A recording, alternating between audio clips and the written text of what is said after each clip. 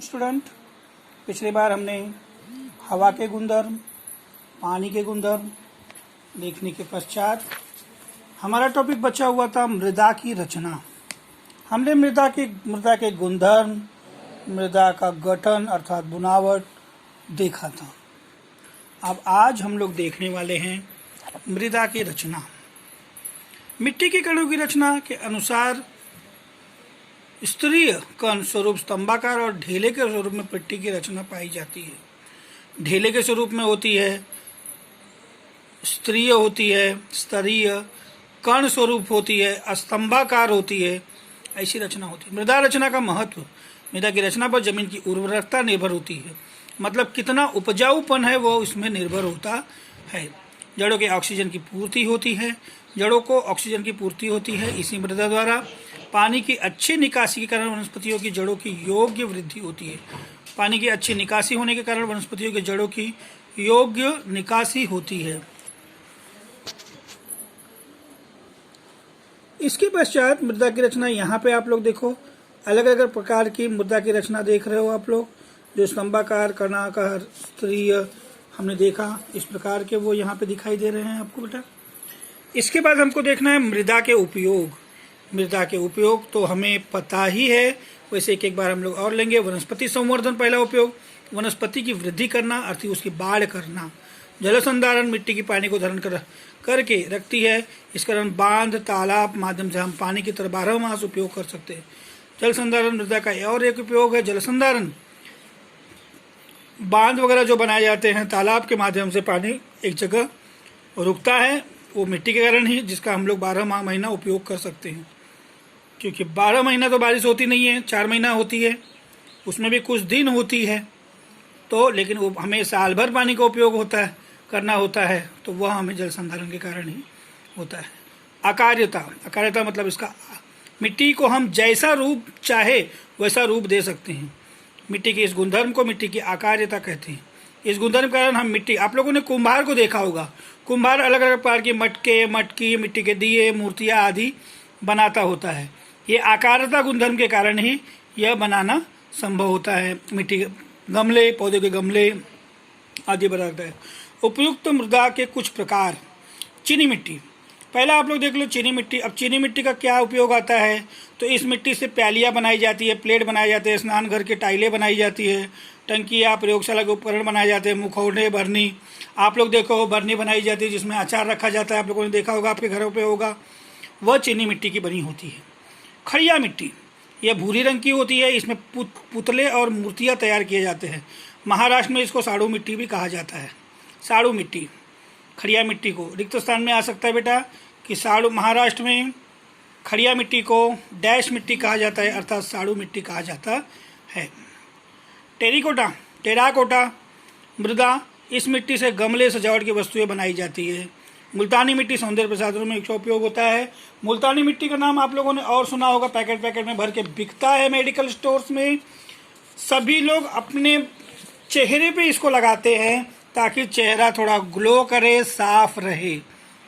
ये मोस्टली स्त्रियां इसमें उपयोग करती है, लड़कियां इसको ज़्यादा उपयोग करती है बेटा।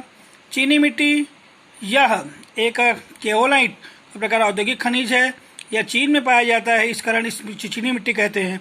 इस मिट्टी को ऊष्मा देने से चमक और कठोरता प्राप्त होती है, इसलिए इसका उपयोग बर्तन बनाने के लिए किया जाता है। प्यालियाँ वगैरह, प्लेट वगैरह बनाए जाते हैं, बरनी वगैरह बनाई जाती है। ऐसे मृदा परीक्षण, मिट्टी का परीक्षण करने से जमीन के घटकों की मात्रा समझ में आती है। जमीन में कौन कौन से घटक है, मिट्टी का रंग, बुनावट तथा उसमें समाविष्ट कार्बनिक पदार्थों की जांच परीक्षण में होती है। मिट्टी में किन घटकों की कमी है और उनकी पूर्ति के लिए आवश्यक उपाय निश्चित करने के लिए मृदा परीक्षण किया जाता है। खेतों में मृदा परीक्षण करने के पश्चात हमें पता चलता है कि उसमें कौन से घटकों की कमी है, वह घटक अगर पूर्तता उसमें कर दी जाए तो उस मिट्टी का उपजाऊपन लौट आएगा, इसलिए मृदा परीक्षण किया जाता है। मृदा परीक्षण के लिए एकत्र किया गया मिट्टी का नमूना 8 से 10 दिनों तक खुली जगहों में सुखाओ, धूप में सुखाकर छांव में सुखाओ, बाद में छालनी से छान लो। मिट्टी के गुणधर्म पहचानने के लिए पीएच और विद्युत वाहकता, इन 2 परीक्षणों का विशेष रूप से उपयोग होता है। विभिन्न प्रयोगों के आधार पर खेतों की मिट्टी की उर्वरकता हमको समझ में आती है। मिट्टी की उर्वरकता कम होने के कारण। क्यों कम होता है उसकी उर्वरकता? मिट्टी पीएच का मान 6 से कम 8 से अधिक होता है। मिट्टी पीएच का मान 6 से कम हो या 8 से अधिक हो तो उसका मूल कारण है उर्वरकता कम होने की, मतलब उपजाऊपन कम होने का, मतलब कम उसमें वनस्पति या पौधों का जन्म हो सकता है या उसमें अनाज कम उगेगा। कार्बनिक पदार्थों की कम मात्रा, जमीन में पानी की निकासी न होना, हमेशा एक ही फसल उगाना, लवण युक्त पानी का निरंतर उपयोग करना, ये सारी जो मिट्टी पीएच का मान 6 से कम या 8 से अधिक हो तब कार्बनिक पदार्थों की कम मात्रा है तब भी ऐसे उपजाऊ नहीं होगी। जमीन में पानी की निकासी नहीं है तो भी नहीं होगा। हमेशा हम लोग बार बार हम उस एक ही फसल लगा रहे हैं, बार बार एक ही फसल लगा रहे हैं तो भी उसका उपजाऊपन कम होने लगता है। लवण युक्त पानी का निरंतर उपयोग करते हैं तो भी उर्वरकता धीरे धीरे कम होने लगती है। रासायनिक कीटनाशकों की बड़ी मात्रा में उपयोग अगर हम लोग करते हैं तो रासायनिक कीटनाशक या रासायनिक है अर्थात वह नुकसान पहुंचाते। वैश्विक मृदा दिन 5 दिसंबर मिट्टी के संवर्धन संरक्षण के लिए प्रयत्न करना। वैश्विक मृदा दिन 5 दिसंबर को मनाया जाता है बेटा, इसे सदैव याद रखो। रासायनिक उर्वरकों का अधिक मात्रा में उपयोग करने से जमीन की बुनावट बिगड़ती है और वह जमीन बुआई के लायक भी नहीं रहती है। जमीन की उर्वरकता बनाए रखने के लिए फसलें अदल बदल कर लगानी चाहिए। एक ही फसल हमें बार बार जमीन में नहीं लेना चाहिए, खेतों में नहीं लगाना चाहिए। उदाहरणार्थ गेहूं की फसल के बाद जमीन की उर्वरकता शक्ति कम होती है। इसके बाद मूंगफली, मूंग, मोट, मटर, अरहर, चना, सोयाबीन जैसी फसलें उगानी चाहिए। इससे जमीन की कम हुई उर्वरक शक्ति का संतुलित हो जाती है। ऐसा हुआ था। डेनमार्क के वैज्ञानिक सोरेंसमन ने हाइड्रोजन आयनों की सांद्रता पर आधारित पीएच की संकल्पना प्रतिपादित की थी, जो मैं आपको बताया था यहाँ पे कि मिट्टी के पीएच का मान जो 6 से कम या 8 से अधिक हो वही पीएच यहाँ प्रतिपादित किया गया था।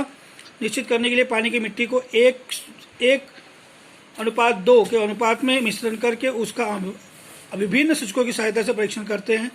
3 प्रकार के उन्होंने मिट्टी बताई। अम्लीय मिट्टी पीएच 6.5 से कम होता है। उदासीन मिट्टी 6.5 से 7.5 के भीतर होता है, 7.5 के भीतर होता है। क्षारीय मिट्टी का पीएच 7.5 से अधिक होता है। यह उन्होंने डेनमार्क के वैज्ञानिक सोरेंसन ने बताया था। ठीक है बेटा, हमारा पार्ट कंप्लीट हुआ।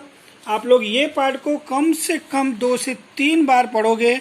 पढ़ने के पश्चात आप लोग इस पर आधारित प्रश्न आपको लिखना है। इस पर आधारित जो प्रश्न है वो सारे प्रश्न आपको लिखकर जब भी आपको समय मिले आप उसको लिखो और मुझे भेज देना। मान लो आज आपसे नहीं हो पाता है, आज आपका पूरा प्रश्न लिखना नहीं हो पाता है तो आज आधा लिखो और कल आधा लिख के मुझे सुबह ही इसको भेज देना बेटा। ओके बेटा, ठीक है। ये सारे प्रश्न लिख के व्हाट्सएप पे फोटो खींच के आप लोग भेज दोगे, पूरा होमवर्क आप लोग भेज दोगे। ठीक है बेटा, ओके।